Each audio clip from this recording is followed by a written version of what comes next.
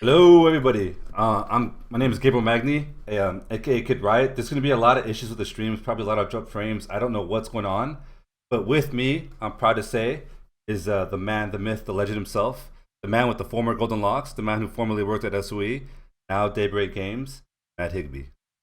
Hey guys, how's it going?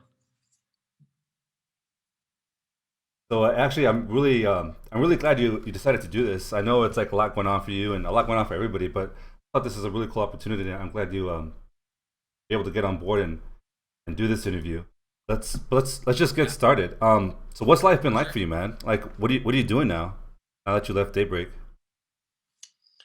Well, I mean, you know, it's been about a week now, a little over a week. I've been, not doing too much to be honest with you. I've been, um, going to the gym, trying to kind of get my head straight, getting used to getting out of bed and not having to go to work. It's quite a change in terms of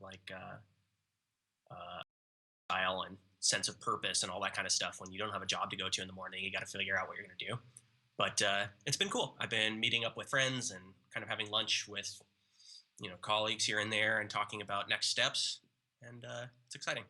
Yeah, like I know you've talked about a lot about like esports and stuff, or like computer games in general. Like, do you play any? Like, are you playing any more now, or Um, what that's like? well, What's the that like? last game that I played before Planetside 2, or the last game that I guess I played most recently besides Planetside 2, was the Hardline beta. I was playing that one quite a bit, but I haven't been playing a ton of games the last week, actually.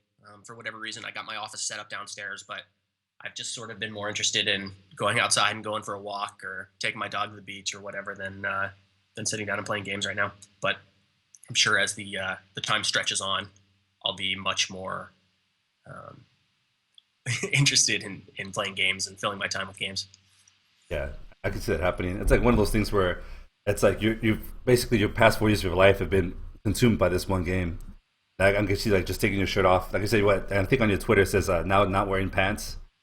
Yeah, right. No longer wearing pants. Yeah, just saying fix the hitching. Like I said, I'm sorry guys. I don't know what's going on with the internet. I tested it earlier and I wasn't dropping frames, so for some reason I'm dropping a ton of frames right now. I really don't know what's going on. If Is the anything, audio going through? Can they hear anything? yeah, I think it's the audio might be fine. I just raised your volume, but I think it's like stuttering. Just maybe kind of reminiscent of a lot of the problems that Planetside has been going through for long. But let's get back to the I guess the task at hand. So why did you end up deciding to leave Daybreak? What was going through your head when that decision? Well, I mean, for the last year, I guess, I had been thinking about what I was going to do next. And, anytime you're working on a project for as long as I have been working on PlanetSide 2, we basically just hit 4 years in terms of working on the project, considering pre-release and post-release. Um, it starts getting fatiguing, and you start thinking about what you want to work on next. And there's a lot of really exciting things going on at SOE right now, or at Daybreak right now. But in terms of like what I really wanted to work on and the types of games that I really wanted to work on, PlanetSide 2 was basically my game at Daybreak. It was the only one that really um, sort of rang all my bells, and the only one that I really was passionate and fired up about. So just like going and working on another project there, I didn't feel like I could bring the same level of excitement to that as I did with PlanetSide 2. So it didn't feel like I would be able to, you know, give it everything that I needed to Right. be able to, work on one of those games. And I think a lot of people don't understand when you're working. Um, I think especially in a position like my position, you really have to be you have to care a lot about the game. You have to really just surround yourself with it and dive in 100%. So I knew that any other project there, I wouldn't feel exactly that same way. Um, and so it was kind of it made it an easier decision for sure. But in terms of like timing, man, I would have loved to have been there for several more months, working on PlanetSide 2 for a few more months for sure. I didn't want to leave right when I left. It just so happened that the layoffs were going on and the restructuring was happening. And it was the best time in terms of overall disruption, because it would have been heartbreaking to me to leave the team 6 months ago, even though I was thinking about it. It was Right. heartbreaking for me to leave the team when I left. It would have been heartbreaking for me to leave the team 6 months from now. Like there wouldn't have been a time that I could have left the team and had it not be something that like was really impactful and heartbreaking to me. I don't think there would have been a time when it would have meant any more or meant any less to the team. So the fact that the team was changing over and sort of um, looking forward to new challenges and figuring out new solutions to those new challenges, it just made sense for me to exit when I did. But I definitely didn't feel like I was jumping off of a sinking ship or anything like that. If anything, I think that Planetside 2, especially being able to launch on the consoles in the next couple months, they are in some of the best shape that that project has ever been in terms of potential right now. So I would have loved to have stuck around several more months. It was purely just a matter of the timing, it was the least disruptive time for me to go. And it's just something. I mean, you said a lot of things that kind of stuck in my mind right now. But one of them was about like you wanted to say if you're going to do this, dive in all the way. And I know even before Planetside 2 was released, you're talking about like pre or maybe around beta. Like you started, it was you, I think Tramel and Maggie who were kind of like the face of Planetside 2, right? So you had to do Yeah. a lot of interviews, a lot of PR, and but not only did you like do that, but you did it throughout the entire time. Did that kind of like increase the level of fatigue, or do you think it was cool for you to be able to like represent the game, or how did that make you feel? Man, that's a question that we could talk about for an entire hour just in itself, I think, honestly. Um, I didn't start on the Planetside 2 team expecting to have the sort of cult of personality thing build up that did. I wasn't expecting to do this whole haircutting ceremony or any of that kind of shit. Like I just that wasn't in my head when I started working on Planetside 2. When I started working on Planetside 2, I was excited about being able to make a groundbreaking, audacious, crazy game in a Right, genre that I was really passionate about and using technology that I thought was really exciting. The whole kind of developer celebrity thing that came up around it was weird to deal with for sure. Um, I felt like I was good at doing it, so I was happy to do it. I felt like I was good at doing interviews, and I felt like I was good at representing the game in terms of being able to talk about the things that the team was working on. And I had a really obviously uh, specific view of what was happening in the game and what was being built in the game because I was one of the team directors. So I was right. literally shaping what was going to be in the game. So it was easy for me to talk about it. And if I wanted to, say, hey, we're going to do this thing, it was true because we were the ones who were deciding those things. So it was cool and it was fun and it was, um, it was very kind of enthralling to do it, but it did kind of become a distraction at a certain point, and it was tiring in a lot of ways that I didn't necessarily expect to. So on one hand, when you would have people on Twitter or whatever, sending you messages saying, "Hey, you made the coolest game in the world," or "You made my favorite game," like you would love that, and it would be so cool to be able to share that kind of stuff with the team. Right. But on the other hand, like when people would just like shit on me or whatever for something that honestly had like so little to do with me that I'm probably one of the people screaming about it back at work too, but I'm getting yelled at it on the other end. Right. It's just frustrating, and it kind of compounds the stress already of trying to build a crazy game and all the work that's involved in trying to make a really big audacious game. So that the additional stress that kind of came on from that was, I mean, it wasn't something I ever hated, but it wasn't something that I expected when I started working on the project. Yeah, and I think it's one of those things too where it's like you're almost like I don't want to say a victim, but you know what I mean, like a victim of your own success, right? Because like I said, you were really good at it, and just everybody else got better and better at it. Like when you had Command Center with Tramel, like it was awesome. Remember the first time I went to go see you guys? I had no idea what to expect because because we were talking earlier before the show how people have this perception of you as creative director, then as Matt Higby, and then as this whatever kind of person. But then when I actually got to see those things, like I don't know, it's like almost like you guys were like you said, almost like rock stars. Like, do you think that's prevalent in like the video game industry? We're talking about like perceptions, right? So do you think that's kind of like prevalent? Do you think it's a good thing, or do you think it's kind of like what you were saying, where it can be distracting, taken away maybe potentially from your job or from the focus on the game itself? Um, well, I don't know. I think that it really depends on what you do with, it. It's just like I don't know. The whole media landscape right now is very personality driven. You know, brands, like personal brands, mean a lot. People want to trust another person now, and people have a like personal connection with products now in a way that didn't really exist before. So, you know, I don't know if it was um, like an intentional process that we really decided, hey, you know what, we wanted to build this personal connection. But I do know that we absolutely wanted to have um, as open of a development process as we could have. So I don't know if you can separate those two things. I don't know if you can be open about here's the game and here's the people who are working on it and here's the excitement level and the passion that the people on the team here have for this game without there being some development of personalities and sort of a fondness for certain people and certain you know uh, roles on the team. So I think those two things are intertwined. I think that they are. I think developing a game when you know that there's people out there who specifically care about the things that you're doing is a really wonderful experience. So I wouldn't like the idea of working someplace where you're just sort of like firewalled off from your audience, where they don't know you and you don't know them. And maybe there's community managers that do all the interaction in between to like let you know the polling data on what you need to do, just so that you don't get stressed out at hearing the feedback when it is negative and it's going to be negative at some point. I think that the value of the communication is just too good. And I know for like the first month or 2 months post launch in the game, in between playing the game, like if you came into my office at any given time, it looked like I was the fucking architect. I had my monitor set up with like 20 streams going on each one of them that I was watching.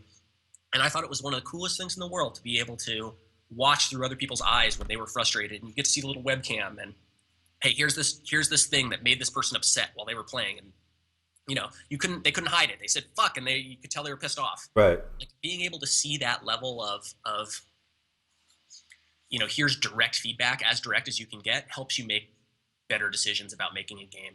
So I think that the open development process and being able to show people kind of the behind the scenes of what's going on in the game is a really good thing and a really healthy thing. I think that being able to build a personal relationship between developers and players is a really healthy thing too.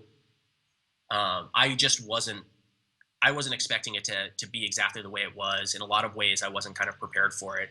And it was something that was fatiguing. I think that maybe it's something that game developers sort of need to be more professionally prepared for, maybe.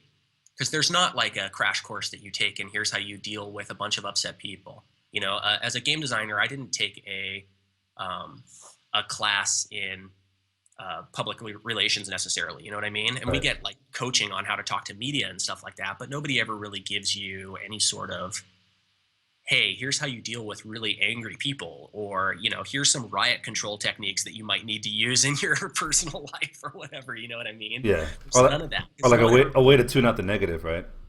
Right, yeah, exactly. And I think anybody who's a creative personality, whether you're a streamer or a fucking photographer that puts your stuff on Flickr, or, you know, you're somebody who writes, you know, Harry Potter fan fiction, you care about people's response to the thing that you create. So you're always going to be, if you are a real creator, then you care a lot about wanting to see everybody's feedback. If 80% of it is good and 20% of it's bad, you really want to see that 20% because you want 100% of it to be good, you know? So Right. even though there's the tried and true, you always hear the negative, like the people who are happy, you don't hear from that much, which is true. The people that are happy, you, in a lot of cases, like their opinion almost doesn't matter to you as much either. You know what I mean? The people who are unhappy, their opinion matters because they're the ones you're still trying to get. They're the one you're still trying to romance and still trying to be like, hey, you know what? I know I have a chance with you still. You're Right. writing this negative thing, so I have a chance to get you still. And it's like, it kills you sometimes to not be able to get them. So let's talk about that. I'm gonna jump around. I know I had my list of questions. Let's talk about the idea of feedback, right? I mean, primarily, first it was what the official forums. I think you guys had a presence on Twitter, and then all of a sudden the huge shift went to Reddit, right? And whatever, we won't talk about Reddit itself, but there's a lot of feedback, and a lot of the common phrase is, "I'm passionate about this game, so why the fuck aren't you doing this? Why the fuck are you doing that?" Right? So, like, how do you filter out like what you said, like what's actually not just happy or pissed, but what's useful? Or like, have you ever taken an idea from somebody that you saw on Reddit and said, "Hey, maybe we should do that," and then actually did it? Or like, how did you kind of like shuffle that information? Well, I don't know, man. It's Here's one of the things about like ideas and stuff on Reddit Right. is it would be very rare for me to come across an idea on Reddit. And this is not to belittle anybody's ideas. Everybody has fucking amazing ideas. Right. But, I worked at essentially an idea factory, and it would be rare for me to come across an idea that I hadn't already seen at some point or some form or some iteration of an idea that was like completely brand new and completely gobsmackingly like, oh shit, like that's a fucking amazing idea. Right. Um, I can't even point to a single time where I was just like, holy shit, that's the one. Often we would see things echoed in community comments that would be like, oh, well, remember when we talked about this thing? Well, there's a thread right now on Reddit where they're kind of talking about that too. And it seems like a lot of people are really into that idea. And here's some like minor variations that people have thought on it. And oh, check it out. This was something that I thought was really cool. We never even thought of this. Like that's where a lot of times you would see like some offshoot or some like small kind of tributary of an idea that was something brand new and different. Um, because the people who are working on the game, honest to God, are sitting in the office 40 hours a week, but they're thinking about the game nonstop. Game developers are obsessive people, and they go home and read boards and go home and watch other games on Twitch, watch their own games on Twitch, play their own games, play other games, and it all sort of goes into the machine and gets thought about and cranked out, and solutions come out every once in a while. In a lot of cases about something that you're not even necessarily trying to ideate at the time. Right. But, I always found those feedback threads and idea threads and all that kind of stuff super, super helpful because they were great to be able to be almost like an airing of ideas. You know what I mean? Other Right. people are presenting ideas and saying, hey, here's my idea for this thing. And everybody's like, fuck yeah, great idea. This is killer. This is really Right. a super good idea. I'll give you a perfect example. Prime example, very recent. So Vindicor posted today about ideas for upgradable turrets. That's an idea that's been bouncing around and talked about at work since, I don't know, sometime early last year. I wrote a little brief doc for, and it was something that I actually had Kevmo pegged to work on this year, which was just creating the ability for outfits who owned a base to change the configuration and upgrade the base turrets in different ways. All the way up to being able to do automated base turrets. Right. And it was an idea that we had talked about a bunch, and we had sort of, had some length of discussion on and figured out some of the implementation for, but it wasn't something we were immediately working on or whatever. And then you see something like Vindicor posted, and he had some really great variations on that idea. So, in those kind of cases, we would almost always think like, hey, how can we integrate some of these community ideas into this other sort of wider idea or wider initiative that we're trying to do? And then, whenever we could, we would try to give those people credit for, helping to expand the design or grow the design in a new direction or whatever. And that happened quite frequently when we would be working on a new system, getting feedback from players, while we wouldn't always necessarily see some kind of brand new out of the blue idea for a system that had never been thought of before. We would get some piece of feedback and say, oh, you know what, we talked about this a little bit, but this person really argued it the right way. That's the reason why it's the right way to do this. We should do it that way. Right. You've said a lot of things. You've said a lot of things. I almost want to like backtrack a little bit. Let's talk about so you're saying ideas are great, right? But there comes a time when you have to actually make it into something, right? And that involves art, involves coding, and involves all kinds of things that is being outside the industry I'm not aware of. But like I remember at SOE Live in 2013, you guys had talked about you're just bringing it up like the intercontinental lattice, the Nexus was kind of like up and down. So like what was it 2 years ago? Like what was it that prevented those things from actually seeing at least the PTS, if anything, or coming to the live server? Like, what is it that kind of affects the priorities, or what's like who controls? Obviously, it's the producer that controls the shift.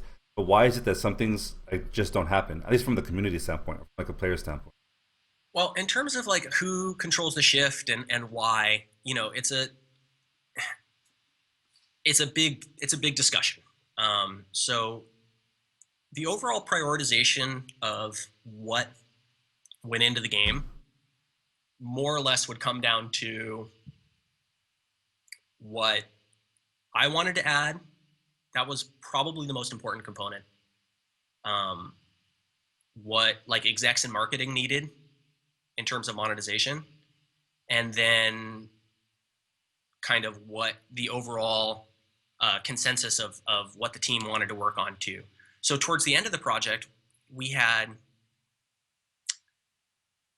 basically moved over to where, in terms of large scale direction of what we were going to be doing to build the game, we were more or less having the entire team weigh in on stuff that we wanted to add to the game and figure out the kind of order that those pieces would go in. And sometimes we would get intervention from off the team, but for the most part, it was very driven by what the team wanted to add.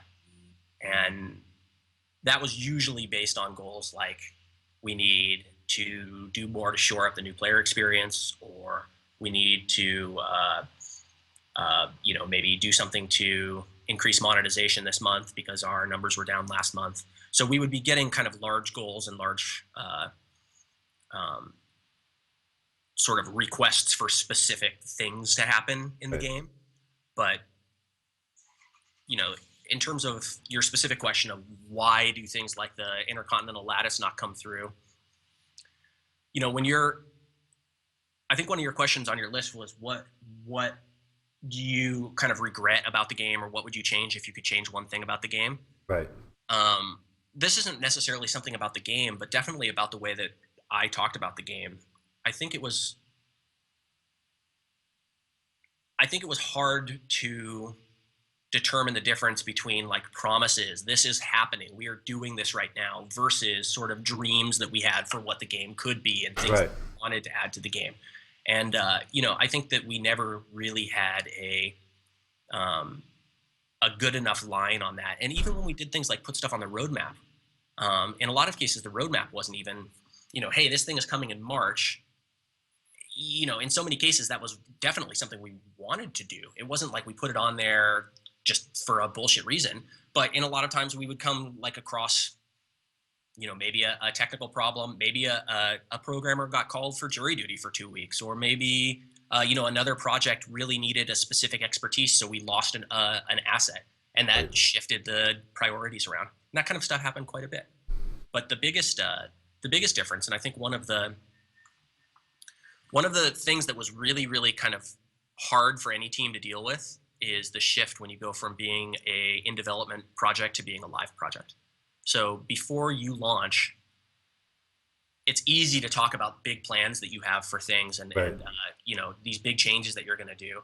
But as soon as the game launches, your priorities basically change instantly. You are now responsible for this thing that you have to keep alive, basically. A lot of people compare launching a game to having a baby or giving birth. And I use that comparison a lot because it's, I think, pretty apt.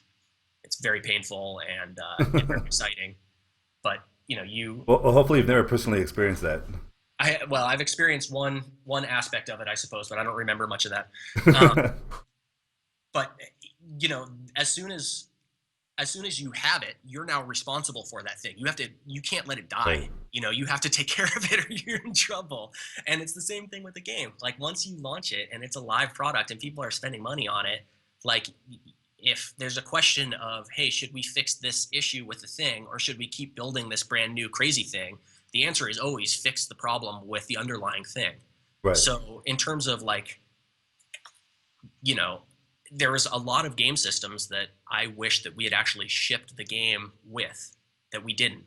And I kind of foolishly thought, post-launch, it's going to be, 2 or 3 months. At the pace that we've been adding stuff to the game before we launch the game, it'll be 3-4 months, we'll have these new systems in and everything will be great.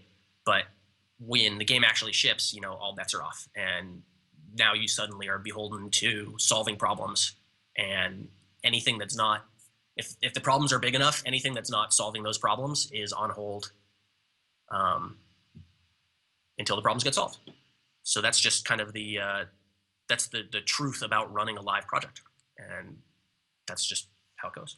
Yeah, it's almost kind of, it sounds like you're saying, it's almost kind of like Sisyphean, right? Like you get to the top of the hill, all of a sudden the rock goes down and you have to start all over again. Sounds like it felt like that a lot. Yeah, no, it felt like that a lot. And this is something that, I'm not I'm not rolling the rock up the hill at all in a lot of these cases. You know what I mean? Right. Like I'm sitting here complaining about these problems, but it certainly wasn't me doing the effort on trying to solve them. You know, Right. this was something that engineers were working their asses off trying to solve, and continue to work their asses off trying to solve. Really, really smart, hardworking people. Um, but the shift in terms of, hey, you know what, we can be working on building out these big systems, to suddenly have to now be, oh, these things get interrupted Right. anytime that something comes up on live, or hey, the only resource that can work on this thing is also the only person who can make weapons actually function. So if we have a problem with hit registration on live, you know, guess what? It's going to take a really long time for whatever outfit recruitment or whatever system you thought Right. that programmer was going to be working on to get finished. So that stretched out our time frame quite a bit, and it meant that systems that I thought we would have been able to get in very rapidly post-launch ended up taking a very long time, and in a lot of cases are still just non-existent in the game. And that to me was always like a really big bummer. And as it started getting longer and longer for those things to get finished, like I felt like my job was more and more about doing the community focused thing and less about like, hey, here's these brand new systems, because we already had so many plans for so many of the Right. systems in place. We just didn't have the horsepower to knock them out. And so, like, kind of going back to your first question, why did I want to leave Daybreak right now? Like, I looked at the next year of work that's going to be done, and it's really important work that needs to get done on a project right now. Solidifying the servers, getting Right. and a lot of it's actually being done very quickly. I know that they've been doing some updates, and I was playing this morning, and the game was playing fucking phenomenally. I was in a giant fight, and the game was running great. So these are all things that I have the utmost faith are going to be solved, and they're going to be solved quickly. Right. But they're not going to be solved by me, and no design in the world is going to be able to get them solved. So, like, for It's my job to like a just brick be wall. basically informing players, here's the new things that are coming in terms of technical solutions and stuff like that, isn't really, it's not what I kind of signed up to do. And you know, it felt like right now those guys need to work on getting the server solidified. Right. The PS4 launch needs to get done. All of those are really big, very important projects, but those have very, very little to do with my skill set and the Right. work that I was doing for the team. So kind of like what you were saying, and kind of going back to your analogy of like a baby, right? Essentially, you created this thing, but you have to really nurture it, pay attention. It almost seems though like a lot of, if you look at the history, and I'm kind of just generally thinking about it, the history of the patches in Planetside 2, a lot of it was like reiterations, right? Like how many times I think each continent got done twice. The infantry gunplay, which is awesome now, constantly got touched, adjusted. Like Yeah. how much room is there now in Planetside 2, creatively speaking, right, to do something new, right? Because a lot of the cool things that even Burness and stuff are mentioning are old. They're not novel things, right? It's all Planetside 1 stuff. Like, is there any room based on the workload, based on what you know about the team? Is there any room really to get something like innovative, brand new into Planetside 2? Yeah, man, there is. There's no lack of headroom in PlanetSide 2. That's one of the things that makes it such an exciting project to work on. Such an exciting, I think, project for people to play. Like as a player, I'm excited about it too, because there is nothing but potential. It's just sky high in terms of what can get done. And like I said, right now their priorities are, you know, solidification, getting everything running and working really, really well, getting the console launches out of the way, and you know, getting that new audience playing the game. But beyond that, and even while they're working on that stuff, there's so much cool shit that can be going on. You guys, if you're following like Chris Bishop's Twitter account, or Bill Yates's Twitter account, or Brian's Twitter account, you know, they've been tweeting out some teasers of things that they're working on, and you know, they're working on all kinds of really interesting stuff. There's some cool art assets that have just been coming in that I'm excited about as a player, to see the impact that they're going to have on the game and the things that they're going to do in the game. But again, all those things got requested like 9 months ago. Right. So the actual inception, I guess, of those things creatively was something that Trammell and I worked on, like Right. seriously, in like summer of last year. So that's the kind of lead time I think that a lot of these things have. So they right now have the ability to do so many really, really cool and interesting things. Like you were saying that Brian's been talking about doing LLU stuff. There's no limit to the amount of kind of ideas that people have had for different ways to do base capture, different kind of alerts. It's really just a matter of what players want to see next and what the team wants to focus on next. Right. And a lot of that stuff has been written down in terms of ideas from people like myself, people like Malorn when he was on the team, some of the other designers who left the team recently, who had been involved in writing a lot of different systems designs. And then beyond that, I mean, the team that's there is really, really smart, capable, creative. They have lots of good ideas for things to add to the team too. So, whether we see big changes that are things that I could predict because they were ideas that came about when I was on the team, or they're brand new, completely, out of left field changes that are just coming from the team itself, I think there's a lot of potential for really cool, exciting stuff coming out of there. For Okay, sure. so let's it was kind of the question you were saying. I think you said that I had asked like, what do you regret? Well, let's take the other side of it. Like, say you can push a button, right? And all of a sudden you have unlimited resources, like the best talent in the industry, all the time in the world. What would Planetside ideally to you look like?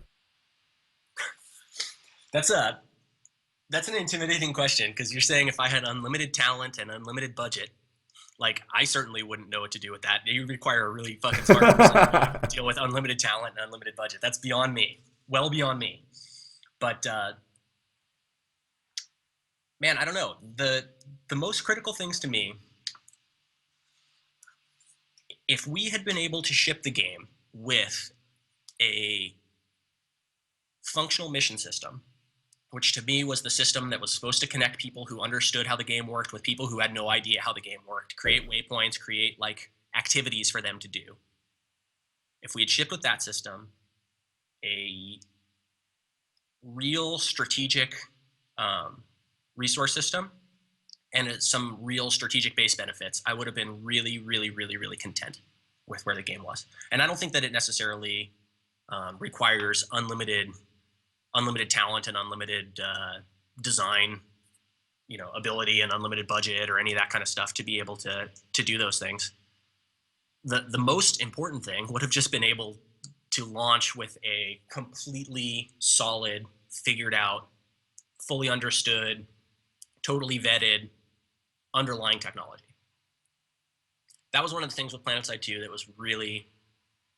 was always kind of a challenge. Was we were developing the Forge Light engine, which is just, I think the people have this weird need to be sarcastic about stuff, but the Forge Light engine is a really, really, really cutting edge piece of technology. It does things in terms of network technology that no other game engine in the world can do. But we were developing that engine and defining the needs of that engine at the same time that we were trying to develop a commercial product against it. And that's definitely something that's very challenging. So being able to separate out those two things would have been a great benefit of having an unlimited budget. Being able to have more engineers dedicated completely to the engine development effort, and then have engineers dedicated completely to building a game on top of that engine instead of having to sort of share goals, would have been a really wonderful thing to have if you had unlimited talent. Right. But in the real world, I think what we were able to do without unlimited budget and without limitless talent, although I would say that the talent that we had was astounding on Yeah. Planetside 2, to be able to get that project launched in 18 months with the absolute audacity of the goals of the project is something that I think is really, really, really underappreciated by a lot of people. But Right. The things that were achieved, I think were pretty incredible and continue to be pretty incredible, because the work that they've done recently in terms of getting that game working well on the PlayStation 4 has been some of the most impressive feats of engineering on the project so far. So they continue to do astounding things, even though morale in a lot of cases can be bad. I'm not going to sugarcoat, when you have layoffs and stuff, morale is going to Right. be impacted. A lot of people lost friends, and that was painful for tons of people. At the end of the day, everybody who's going into that office in the morning is working on something that no one has ever worked on before, and is doing something that no one else is doing anywhere else. People are always saying like, when's the next MMO FPS going to come out? And like, actually, Probably never. I can't wait for the next one. And it's like, well, you're going to have to, because there's not a lot of them being worked on right now. And that's because it's just a completely astounding technical feat to be able to make a game like this. The guys that are working on porting it to the PS4 are doing some incredible things, and the dudes who are continuing to work on building the game for the PC, same deal. So let's talk a little bit about the PS4. I think it's really interesting because I'm sure you've watched some of the streams, right? Like these guys or girls, whoever are playing, and it's almost like how we were on day one, right, on release. Although maybe the expectations were a little higher because PC Master Race and all that. But on the PS4, it's like when you see them and like you're like, holy shit! Like once that settles down, essentially once the dust settles, how do you think the PS2 will do on the PS4? Once they had initial, because that hype is always going to be there. But actually, I think once that dies down, like what do you think is going to happen? I'm very bullish on the PS4. The PS4 launching on the PS4 is going to do a couple really, really cool things for Planetside. One, it's going to open up a very large new revenue stream. I think the potential PS4 revenue stream is larger than the potential PC revenue stream for this game right now. Oh yeah, just looking Just at based Call on of the size of Duty. the audience and how Yeah. hungry they are for a game, I think that the initial revenue stream is very, very good. That's money that can help a team that desperately needs a morale boost, and also really needs to be able to justify bringing new people back to work on new features and work on new additions to the game. So that revenue stream, I think, is going to be very critical. I also think that another benefit that you're getting right away is a bunch of engineers that are coming back to work on the game again. So you're getting a lot of people coming back who are now working on the port, who are going to be able to get game systems work, server work. They're going to be back to work on doing things for the entire Planetside 2 ecosystem, not just the specific PS4 port. Right. So I think those two things combined are going to mean a lot for Planetside 2 once it launches on the PS4. And like I said earlier, my timing right now probably couldn't be worse, because I really do think that Planetside 2 is about to rebound in a very dramatic fashion by launching on the PS4. And I think the people who are there working on it are going to reap a lot of rewards for that. Yeah, and let's talk about like kind of going back to the PS4 players. They're gonna get like there's nothing like this, right, on the PS4. That's not even hyperbole. It's just fact, right? There's nothing like Planetside 2, or it's a true combined arms game. But even within the PC, like when you talk about combined arms, you're basically having to deal with almost three different crowds, right? Your armor crowd, your air crowd, and your infantry crowd. How, as a designer, or even as like pushing stuff out to the game, did you balance that? Or like did that even come into like consideration when you guys are pushing like maybe new weapons, or you were like adjusting like the Dolan to be this and not this? Like were you looking at the whole picture? I mean, or like what did that look like? It was very, very difficult. Balancing a combined arms game already is very challenging. Balancing a asymmetrically balanced combined arms game is enormously challenging. And balancing a game for which there's no limits on any type of anything. You can have unlimited bombers, you can have unlimited planes, you can have unlimited tanks. You're just compounding the complexity of the task. So I think the way that we approached it in general was to kind of silo things off a little bit, just purely for sanity's sake, and make sure that infantry combat, class versus class combat, the balance of the infantry classes against one another, the availability of the weapons across empires felt good. And we would look at it as small as we needed to, or as big as we needed to. Do the default carbines feel balanced across each one of the empires? Okay, cool. What about medics? What about the entire medic arsenal? Does that feel balanced across empires? And you kind of expand out from there. As soon as you start to feel like you have a pretty good handle on a quadrant of gameplay, hey, infantry combat feels widely balanced, then you start looking at your next quadrant, vehicle gameplay or air gameplay, and you kind of have to balance the importance of those things on a couple factors: the complexity of solving the problems, the impact of the problems to the overall game. So, a lot of times pilots and vehicle players have said, hey, you know what, we don't feel like our problems have been solved, with the same sort of ferocity as the infantry problems got solved. And in a lot of cases, they're probably right. And that's because it's more of a niche playstyle. So the impact of a 5% imbalance in tank secondary weapons, a lot fewer people feel that than the impact of a 5% imbalance in medic default weapons or something like that. You know what I mean? So you kind of have to look at each one and prioritize each one of those verticals, I guess. You kind of look at them as being a balanced vertical. Hey, here's vehicle balance, here's infantry balance, here's air balance. You have to balance each one of those in and of themselves. And then you start looking at the crosses in between them. How does the infantry versus air gameplay feel? Do you feel like you have enough options as an infantry player to be able to counter air gameplay? Do you feel like you don't have enough? And, I think a lot of our early balance mistakes were in the connective tissue in between the balance verticals. And I think they still kind of continue to be to this day. Right. It's not as bad as release date Daltons or Zephyrs, that's for sure. Exactly. That was a nightmare.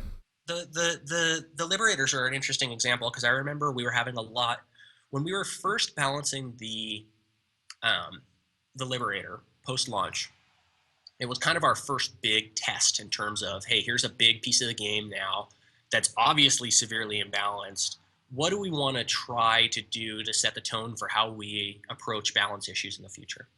And I remember, Kevmo and Josh Sanchez and I had some pretty in-depth discussions about what we were going to do with this fucking thing because it was causing a lot of people to be pissed off. There were already people who were fucking flying up the battle ranks by just rolling around with Zephyrs all day long. Excuse me. And, we knew we needed a solution, but we also knew, one, we'd taken money for a lot of these things. People bought these, Daltons and stuff, right. And Zephyrs because they wanted to be killing stuff with them. So they had made a lot of money. So we didn't really want to be making any kind of crazy nerfs to these things.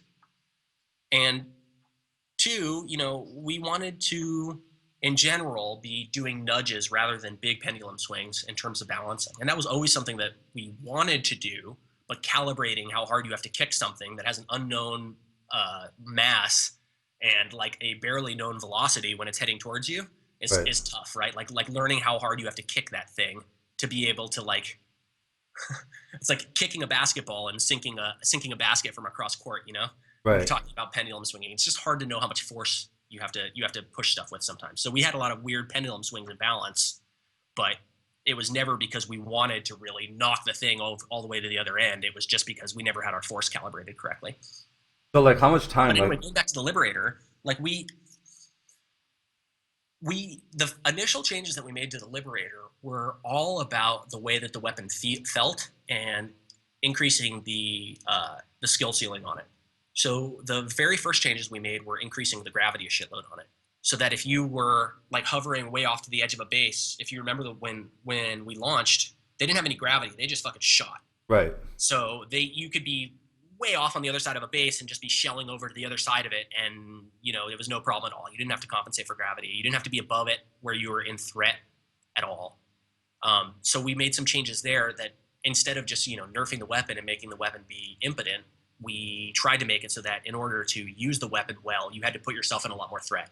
And I think that was our first real big balance change that we were making. And I think that we, in terms of philosophy, came up with the philosophy that ended up sort of guiding our changes that we made henceforth. It wasn't a perfect adjustment, and it's hard to make a perfect adjustment with any kind of weird, crazy balance change in Planetside 2 when you're talking about, hey, here's air gameplay interacting with both ground infantry and what it's supposed to be interacting with, which is ground armor. How do we make sure that it can still do ground armor without being so deleterious to the ground infantry gameplay? That was a big challenge, and I feel like the changes that we made specifically were kind of nudging it in that direction. And in general, I think that the changes that we've made in balance largely have been trying to subtly shift things instead of trying to do the sledgehammer fix, except for when sledgehammer fixes were basically the only way out of a situation because something that we did was so wrong before that it needed to have just a massive adjustment. Yeah, I can think of like the harassers, but like they had like 3 or 4 adjustments in one patch, and Right. but Yeah, I mean, like the harasser was another thing, right? I mean, that was the first time we'd ever added a brand new vehicle like that to the game, and what sort of effects would that have on a pretty well established ground armor gameplay? It really threw things out of whack. I think that now, if the harasser was 50% of the way between where it is right now and where it was when we launched, it probably wouldn't be a problem at all because people are used to it. But when you introduce that thing for the very first time and have it be as crazy powerful as it was, it's very disruptive, and it causes a lot of pain. And that's why I think you saw when we released the Valkyrie, we went the other direction with it. Instead of yeah, trying to like nail it and put it right on where we think the balance needs to be for it, we were like, let's kind of underpower it a little bit in a couple different ways. And then in a couple months, we can revisit it. And I know that Kevmo already had a whole bunch of changes for its stage, which I think are probably getting ready for the next live update. So there are going to be some changes coming for that thing. so like when we're talking about like nudging, and you said a lot of really interesting things about how like you design the system, you're looking at all these metrics, right? You're looking at just at numbers, but how it feels, right? Like were there some things that you guys created and pushed to live server? You're like, holy crap, what did we do, right? Like did that ever come into mind? Like with Zoe, like did you guys know that Zoe was going to be so strong, or that harassers were going to be so, or like how much time after they actually released, we were like, okay, well let's adjust this, let's go back to this. Zoe was a really weird case, right? So I think Zoe gets kind of hung on our necks a lot as being a big balance mistake, and rightfully so. But before Zoe got released, if you remember reading the threads back then, almost everybody was basically saying this is just going to be worthless. Like, there's no way I'm going to use this Yeah, stupid. that's the hilarious part about it, right? Yeah, exactly. So like we were like, fuck, man, do we need to buff this thing and make it stronger before it went live? And then, we knew it was really strong. I remember talking to uh, Brian Burness, who you guys all know now, but probably didn't know then. But he was working on getting those abilities functional, and he was doing some things that he didn't necessarily want to do, that he was being kind of forced to do by me, saying make it do this, Right. just to sort of give him an out. But I wanted that ability to be all about maneuverability and to have weakened defenses, essentially.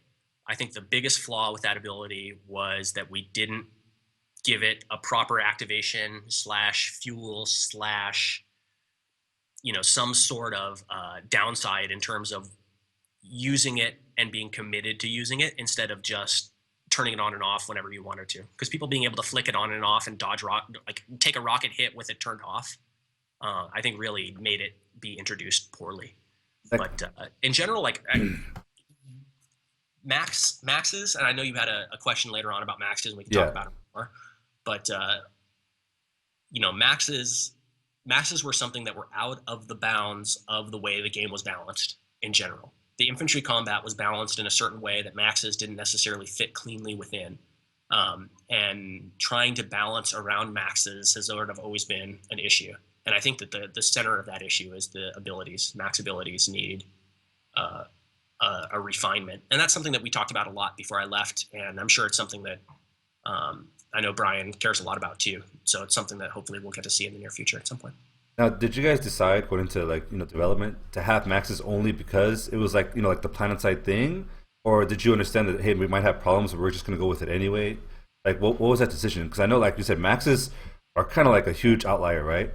Yeah, Josh, who was our combat designer, did not want to put maxes in, and I forced him to put maxes in. Like that's why we have maxes. I was basically like, these are iconic from Planetside. We have to have maxes.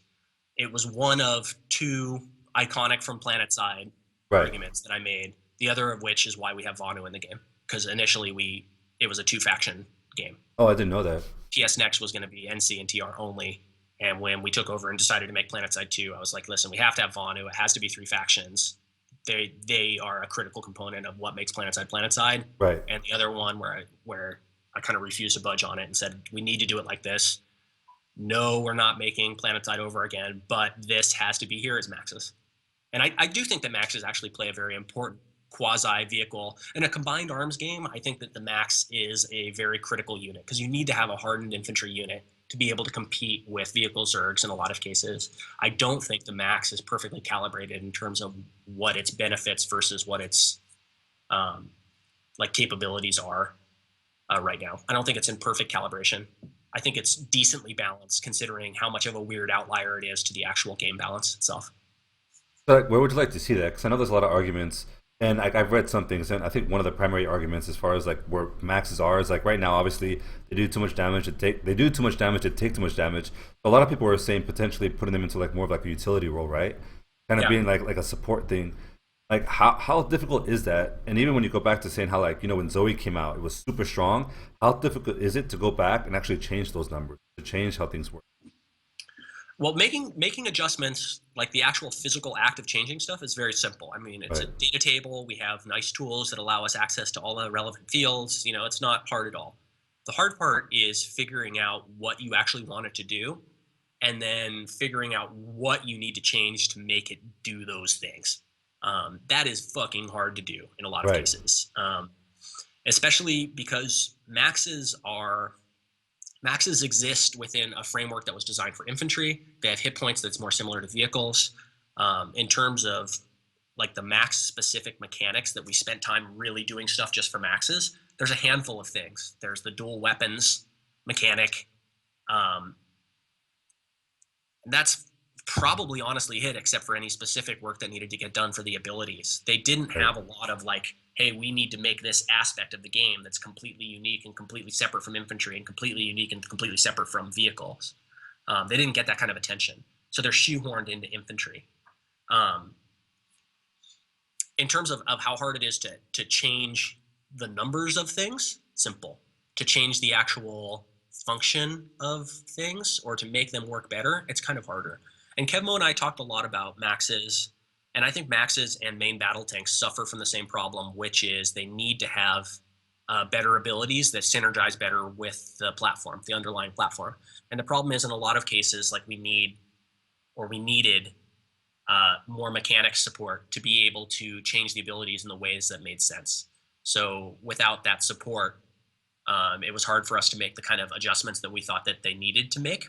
So rather than just, swapping numbers around or whatever to try to change something, we kind of left them alone since they were in a pretty decent spot of balance. Like I think right, about balance as being this perfect thing, but then sometimes you have wobbly balance where it doesn't like completely clunk and fall over on one side, but it kind of just, maybe it kind of, if there's a right. stiff wind, it kind of blows back and forth a little bit. And that's not perfect, but wobbly balance is better than fucking with wobbly balance sometimes if you don't have a Right. solution that can put it into perfect balance. You know what I mean? Yeah, so I'm going to ask you a really stupid question. Bear with me. Is it even possible to balance a game like Planetside with so many variables and with the current resource system? Is that even like, and we're talking about, like you said, like this kind of perfect idea of balance. Is that even possible? Probably not. I don't think that there's any game. If you want to have a game with differences um, between teams, essentially, any sort of differences between teams, you're not going to be able to have a perfectly balanced game. And the reason why it's not perfectly balanced will change over time as people figure things out. But as long as I have access to, uh, you know, square-sized rocks and you have access to round-sized rocks, you and I are going to spend every minute of our lives trying to figure out how to get the most out of our square-sized rocks and how to minimize their round-sized rocks. You know what I mean? So even if they start off weighing exactly the same, at some point, the metagame between me and you throwing rocks at each other is going to shift to the point where, shit, I can no longer do anything because his round-sized rocks can kill me before I can get close enough to use my square-sized rocks Right. because mine are square. So even though,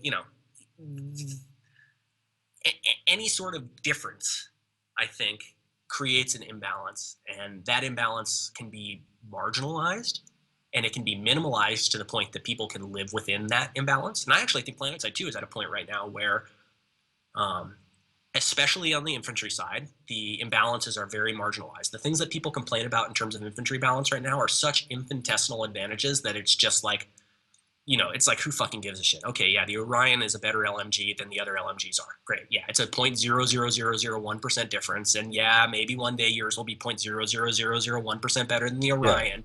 But it's like, it's so meaningless that it just doesn't matter. And you Um, bring up an amazing point because you're saying that essentially, if I'm better at you with this gun, regardless of what it is, if I'm just better than you, I can make my square rock essentially kill you, even though you have your circle rock, right? To use your analogy. But I think a lot of people focus on that 0.001% and say, just because I'm stuck with this square rock, I'm never going to win. And so you well, like, why do you that's think just that happens? Like, why is that attitude pretty prevalent in Planetside 2? Well, there's all sorts of different psychological theories for why people tend to blame the thing instead of blaming themselves, right? Like that's Dunning-Kruger effect. There's all sorts of different things like that that are, hey, you know what? It's not my problem. It's this thing that's obviously fucked up. I think Planetside 2 is interesting, right? So Planetside 2 is an FPS game. You log into it and it feels and acts and plays just like an FPS game. If you've played any other FPS in the last 10 years, you can jump into it and you can play it. Right. But it's not a fucking FPS game No, the same way, right? that So lasts like like maybe 5 minutes. when you jump in and you play Dota, you play Heroes of the Storm, you play a MOBA game, right? Like the first time you jump into it, you're looking at it and you're like, hey, you know what? This kind of feels like Diablo a little bit. It kind of feels like Warcraft a little bit, but it's different. Something's off here. Like I need to figure out what's going on. And your first thought is, I need to learn what this is. Even though I'm kind of familiar with it, it's unfamiliar in some way to me. With Planetside 2, I think we actually made it feel so much like an FPS game that a lot of people jumped into it and were just like, this is a shitty FPS game. Like, there's no dudes around for me to kill. I got to walk a mile to be able to get there, because it felt exactly like the other FPS games they played. We made it feel like an FPS, so people jumped in and they didn't immediately think, oh, I need to learn something different. I need to figure out how this is different in terms of an experience than the other games that I've played before. They just thought, I'm going to try to play this like I'm used to, and if it doesn't play that way, that means that they fucked up, not me. And I'm not saying we didn't. Of course, we made plenty of mistakes. Right. But I think that kind of attitude actually kind of impacted us to some degree. Yeah, and that's actually an awesome segue. I was going to say, because like typically fights, we all know how they run, right? You attack a base, you eventually have more numbers, and then the defenders get stuck in the spawn room. Like knowing that happens, like how much do you think it is your responsibility, or was your responsibility as dev, to kind of promote ways for people to get out of that situation, and how much of it was just really just people, I mean, for lack of a better term, just not really trying, really, I guess. Like I don't know how else to word it. Well, I think so. Okay, I'll go back to using Dota as an analogy again. Dota was a really hard game to play, and anybody who played Dota back when it was a Warcraft 3 mod and really got into it understood that it was a magical game that was completely unique and completely interesting, really fun, really interesting, deep, Right. expansive game, but it was hard to get into. I think the brilliance of the commercial applications of Dota that you see now is that they figured out how to make it so that new players, when they first log in, are not frustrated by that new player experience, can actually peel back the layers of why this is a different experience and actually get to the core of what makes it be unique. And I don't think that we necessarily did an adequate job in that in Planetside 2, just because there were so many weird sort of pitfalls that a player could get trapped in that would frustrate them, all the way starting from, you know, performance problems to the size of the download to the fucking launch pad is super shitty. Right. Like there's all kinds of different things all the way up and down the path that are pitfalls that a player could get stuck in. And, you know, for all the things that we did very well in terms of building great, again, audacious, groundbreaking products, I don't feel like we gave enough attention and care to creating that polished sort of on-ramp for players to be able to learn the experience and learn the game. And when I look at games like Dota 2 and League of Legends, and I look at the enormous amount of success that those games have, I see that as being a success in terms of creating a more approachable experience than what Warcraft was able to do, or what Dota was able to do as a Warcraft mod. And so my aspirations were very frequently, in terms of like wanting to expand the player base, my aspirations were almost always kind of centered on, we need to be making the on-ramping experience be a much cleaner and more understandable and more digestible experience for new people coming in, so that if they are spawning at a Sunderer that's getting camped, like there's a warning sign that's flashing on their spawn screen and saying, hey, be careful, this fucking thing is dangerous as shit. Right, You right. shouldn't spawn here. And there's a variety of ways to approach that, right? You can approach that through creating just more training wheels type systems, like a flashing danger sign that's flashing whenever you're trying to respawn at a location. Or you could create that through things like the mission system and creating a tool that allows the more experienced players to, create objectives and create meaningful roles for the less experienced players on the battlefield. You know, and that was the approach that I always sort of wanted to go down, was rather than having the game tell players what to do, rather than having a game mechanic stand between two players being able to compete with each other, let's figure out how many game mechanics we can completely remove. like what can we get rid of? And that was sort of the initial design behind the influence system and hexes was let's not have mechanics be able to say only this base can attack this other base here. Let's have it be something where it's free up to the players to be able to choose, but there's Right. advantages and disadvantages to being able to do it. But the problem is like I think in a lot of cases when you add too much in terms of player choice and you rely too much on player choice to be able to create any sort of structure, you end up with just like a breakdown, and it makes it very difficult for newer players to sort of understand stuff. So while for a long time I was thinking the solutions like the mission system and more open-ended gameplay um, were really the solution, and in a lot of ways I still think that those things are a eventual sort of end result of creating a lot of good gameplay systems. You Right. can get to the point where you have the very open-ended systems at the end for the experts to be able to use. I still think you need to have a more guided and game-driven new player experience to sort of on-ramp people, because you can't always rely on there being a really good leader grabbing every single new player at the warp gate and like holding their hand as they learn how their class works. You know what I mean? Yeah, it's So pretty that's why rare. we build things like Cold Tier. That's why we build things like the first time event system, just to sort of be those training wheels that eventually fall off and allow the players to then hopefully join in using outfit recruitment and missions and finding good leaders that are going to teach them good practices.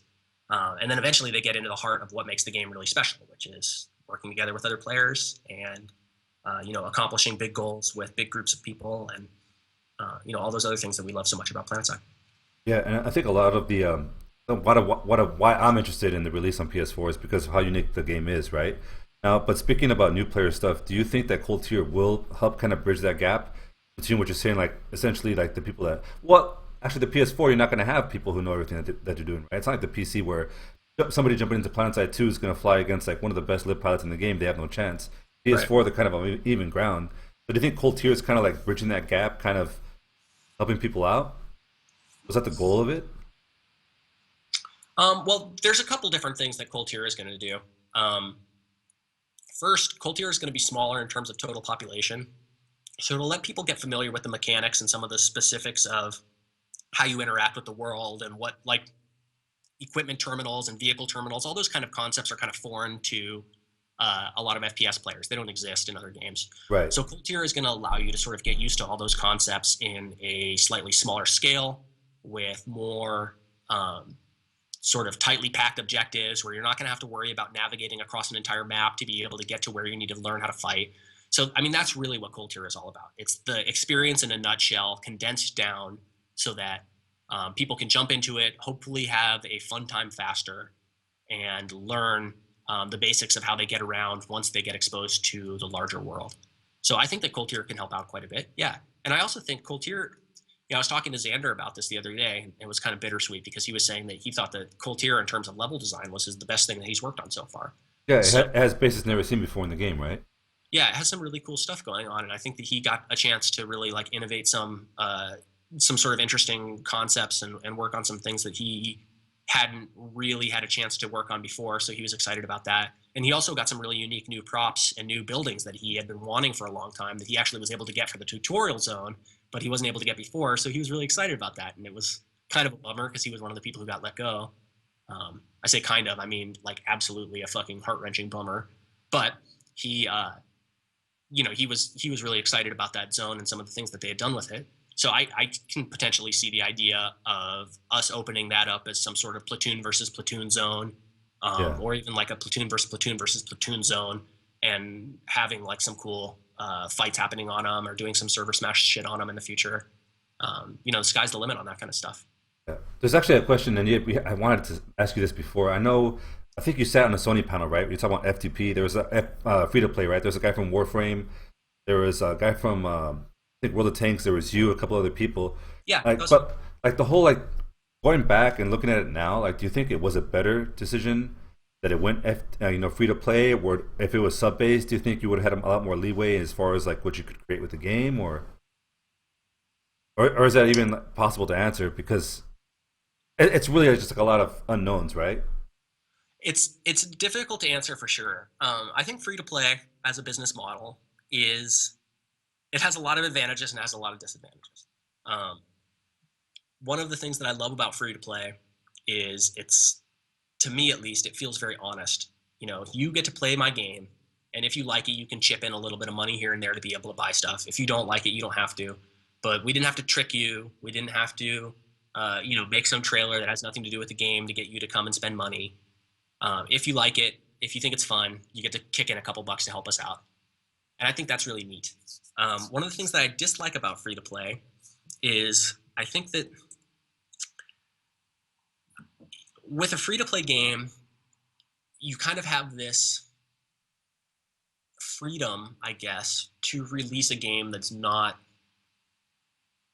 wouldn't typically cut the bar of being ready to go, right? Like you can have a game that is, you start thinking about a game in terms of like the minimum viable product. What is the least that this game has to be able to be something that's we can say is done? And from that point on, you start to look at, you are losing money by not having it live, by not having it commercialized at this point. You know what I mean? Right, you're just spending man hours and all that stuff. Exactly. Like there's a certain point where if you wanted to, and I'm not saying everybody does, I'm not saying there's pressure to, there's not like a line where it says, hey, this is the point where you have to make it live or anything like that. But there's a certain point where you recognize, hey, we could be making money off of this right now. And from that point on, you're kind of like, there feels like there's a clock underneath you. You know what I mean? And most games, I think, very quickly switch into some sort of monetization at that point.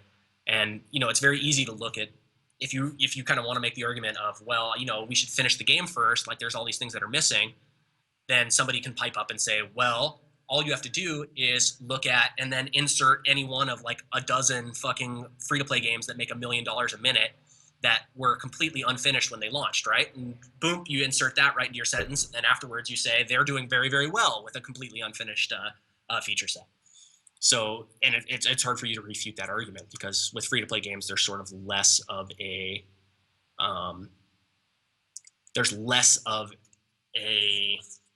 what's the right word?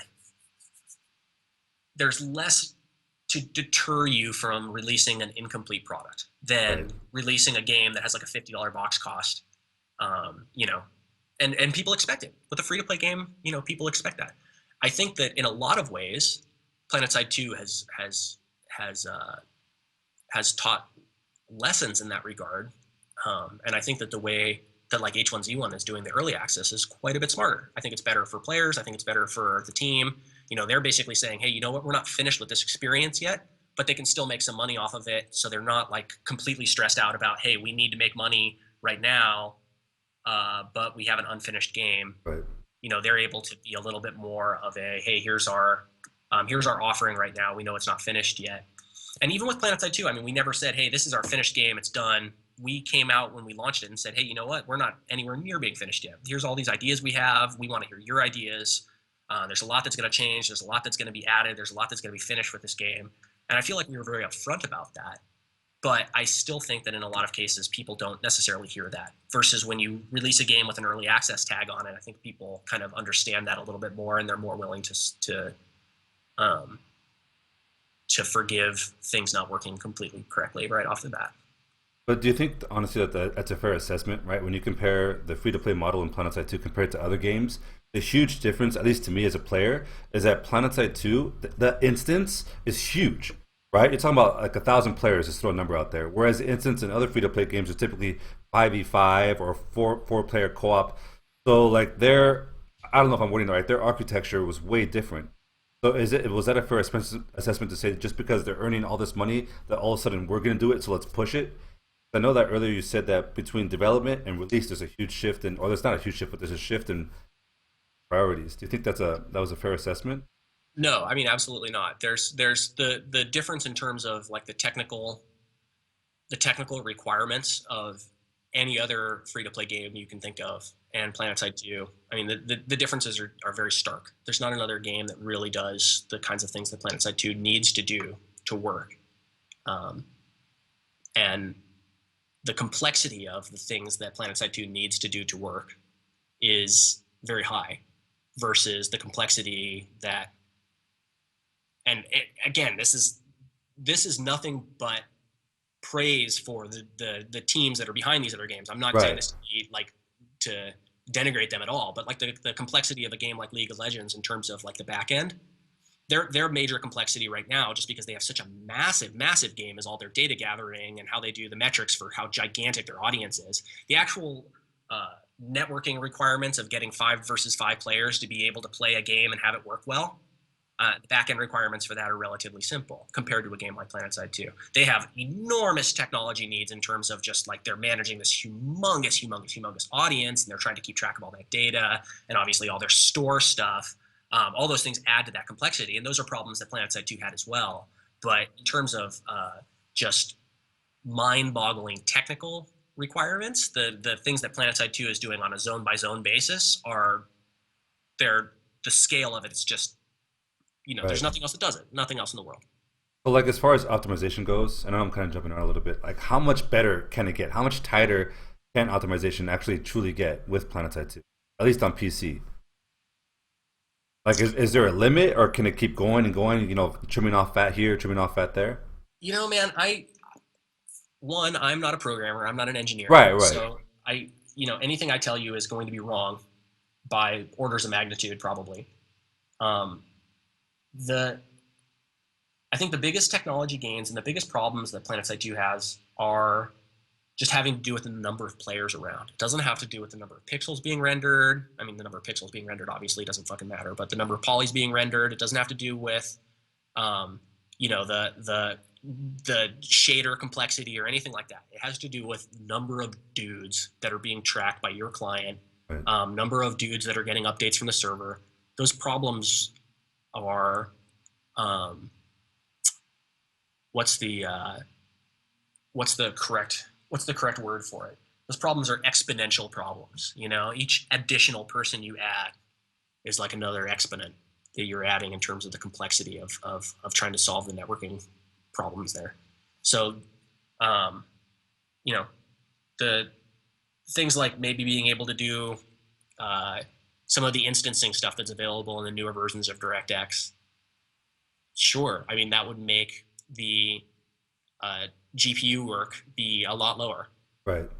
It wouldn't necessarily make the game run significantly faster because the amount of updates that you're getting in terms of animations and players moving around and all that kind of stuff honestly doesn't have a lot to do with the renderer.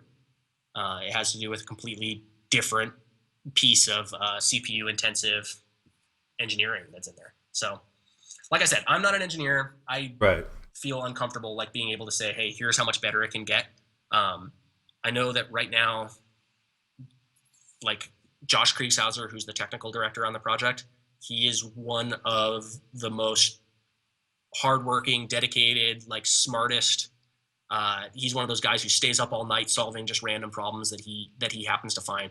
So in terms of optimizations that are possible, I guarantee that having a guy like Josh on the team means that they're going to get sniffed out and they're going to get found for however much percentage better the game could run. I have no fucking idea. I have no clue.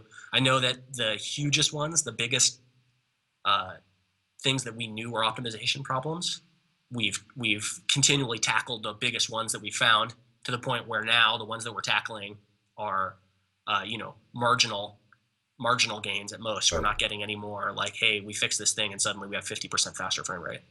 Like, I don't think that those type of unicorns exist anymore. Okay. One last question. We're gonna close shop here pretty soon. I want to talk. I don't know why I hadn't asked you this before. Let's talk about redeploy side really quick. Okay. Before it existed, right? Redeployment was way different, and then I guess it seemed to me as the community asked for this and this and this, you guys essentially did it, right? And all of a sudden it was almost like the Zoe, right? With the Empress, people said I was always going to be weak. It came out strong. People wanted redeploy side, but now nobody wants redeploy side. Like how? I mean, what do you think about that? Is that an accurate statement? Kind of. I don't think so. One of the issues that we got hammered with a lot when we first launched the game, and this kind of goes back to things that we've done to try to make the game more new player friendly, was just people being bewildered by being able to see a big fight that they wanted to participate in, but not being able to like get to the fight. So making it easier for people to get to hot fights was a big goal that we had. That was a piece of feedback we've gotten from players a ton. And I mean, if you think about it, it's just annoying sometimes to have to jump into an airplane and fly over to a fight or whatever. So yeah, I mean, we absolutely made some of those changes to make those things be quicker and easier. Um, and in terms of what effects it's had on the game, I think that people are accurate in a lot of those. I think that one of the cool things about it is kind of going back to the pendulum swinging analogy, right? Like it's Right. swung in the other direction now to the point where it doesn't really need a lot of force to come back this way. It just sort of needs something to arrest it on the way back. You know what I mean? Right. So if we just, well, if they just make some very small adjustments, I think that they could probably, um, make some changes that allow redeploy to continue to be able to be used strategically in a way that isn't just a an automatic shortcut of any sort of strategic gameplay that can be going on. Uh, and I know for a fact that one of the things that's being worked on the PS4 in earnest is a new spawn system, and it's a new spawn system that's built on some different kind of heuristics in terms of determining locations that players can spawn at. And then instead of just like giving you the main spawn room, you can kind of look around region per region and then see all the available spawn points in that region. So if it's an attacking fight, rather than just hitting instant action to go to it, you can like view those fights and see how many friendly sunderers there are there, choose the sunderer you want to go to and spawn there that way. And that's going to be a different kind of experience for sure. And I think redeploy side is going to have to be sort of reanalyzed around that new experience. That's interesting. It's almost like a hex-based spawn system within the lattice is what almost kind of what it sounds like. It's yeah, I mean it's different. It's sort of like, so right now instant action uses a variety of different factors to determine the location it's going to send you to, and it actually builds up a list of several different locations with a high percentage chance to send you to the top best fight and then a sort of lower percentage chance to send you to some other ones. And what we're actually doing, well, what they're actually doing, I keep saying we, see how this is still like I'm having a very difficult time integrating that this is not my job. Force a habit, man. Yeah, yeah, exactly. So what they were going to do, and what we had been talking about doing, and maybe they'll do it or maybe they won't, who knows, was listing out each one of those fights, which are active fights in the world right Right. now. And then for each one of them, you basically can go region by region and just see all the spawns that are available there. So if there's a big fight, but there's no sunderers there, like you would be able to see that fight and then maybe see there's one sunderer there and be like, okay, I don't want to go to that one, but oh, this one has 6 sunderers. Okay, I can spawn here. So that was the design that was being kicked around back then, and that was kind of going to be the new PS4 spawning system that was eventually going to hopefully get moved over to the PC. Sounds interesting, man. So, last question: Lots of cool stuff going on. what's next for you, man? Like, what's going on with your life as far as professionally goes? Like, what are you gonna do? Are you gonna stay in the games industry? Are you gonna get out of the games industry? No, I'm definitely going to stay in the games industry, man. I don't know what else I would do with myself. I like making games a lot, and I like I said in that Reddit post, working on Planetside 2 has been not just like the coolest part of my career, it's been the coolest part of my life. It really, really has. Having players like actually give a shit about the things that you're doing has been one of the coolest parts about my career. Being able to travel around the world and talk about games has been just awesome. So I wouldn't imagine leaving the games industry at all. In terms of what I'm doing in the immediate term, right now, I mean, as I'm sure you guys have heard, the whole, the Daybreak situation and Sony Online, the split, they were really good to us. So I have plenty of time to figure out what my next move is going to be now. So, I've been talking to some folks around here. I would love to stay down here in San Diego. I don't know if there's any sort of potential for that, but I've been sniffing around a little bit to see if there's some chance of something else starting up down here, potentially, and getting to work on stuff with some of my former colleagues. I've had some discussions with some folks about that. I've also talked to some people elsewhere in the industry about, maybe getting a gig someplace else. But right now, I'm mostly just kind of Right. trying to relax and get used to the fact that I wake up in the morning and am not going to the office. And it's weird because like every day I still wake up and I still go on the Planetside subreddit and I still, go read the forums first Yeah. thing in the morning, and it's still sort of my morning ritual, and all the things that I cared about, like, I don't know, just a week ago, I still care so much about all of those things. When I see Brian sending out a tweet with like, something that he's working on talking about the next patch, or I saw Chris sending out the screenshots of some of the new TR weapons. I was still like, oh Right. shit, yeah, great, these are so cool. I love these. I still care about it a Yeah. lot. So it's I'm still kind of getting used to things, and we'll see. We'll figure it out. Yeah, I think honestly, before we go on, to me, PlanetSide 2, or I don't know what it was. I don't know whether it was dev side, the community, or what it was, but it always felt like what you're saying right now, that it felt like a part, that you were a part of something.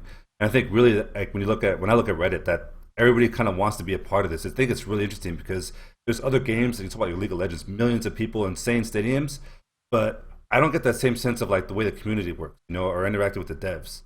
So I think it was something really magical. I don't know if you guys did it on purpose or what, but I think to me, at least, that was pretty awesome.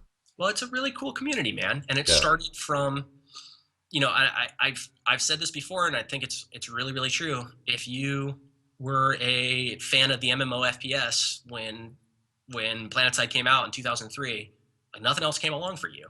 Nothing else came along to scratch that itch in 10 years. So we started off strong with a lot of people who really cared about the genre and really wanted to see more MMO FPS games and wanted to actually be able to, play a modern version of that game that they liked a lot. And it's been super gratifying to be able to have that kind of closeness and connection with players. The fact that there's people who actually care what I have to say, a week after I stopped working on the game, is it's cool. It's definitely unique, and I think that I'm excited for all the guys who are continuing to get to work on PlanetSide 2 because they're gonna continue to be able to build relationships with this community and develop the game with this community. And it's been just like I said, it's been the best part of my life. It's been really, really fun to do, and I've definitely enjoyed it. And I'm sad to leave it, but like I said, I would have been sad a year from now.